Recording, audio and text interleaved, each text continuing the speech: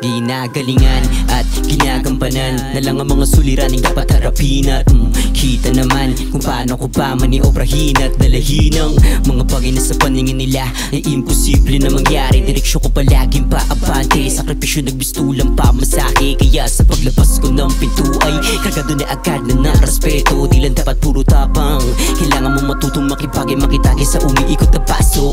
Paapati sa lupa, manatiling dedikado na sa buhay ay kailangan merong warating mapakita sa sarili kung ano yung mga kaya kong gawin. At matagal din na nahimik, tila kinalawang isip o baka naman sadyang inisip ko lang kung paano matakasan ng mga balakid na sa kada pagkakbang wala na rin nakaabang ng mga tao sa paligid na makitid sa kada pagsamit naman mo sa aking hilig kung paano laruin ang mga salita at bumuo ng pangungusap na naglalaro sa isip. Kaya panis at iliwanan ko lang ang mga hamon at nag-elevate, patuloy lang sa pag-angat kahit madami ang underestimate. At kung usapan lirika lang kitang kita naman kung sino mayroong mga linya na bumakat. Di na rin naman bago sa akin na masalat, kaya imbis na maingit kita na lang tayo di sa top.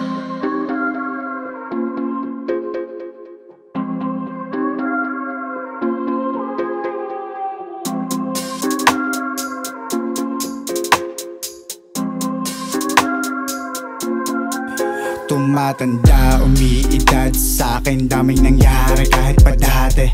Turo ng kahirapan ang bawal kampante, mga bachite kasali, bawat aral na napulot ko swabe. Buti may beat para dito masabi, code tsaka cheat kailangan bagay.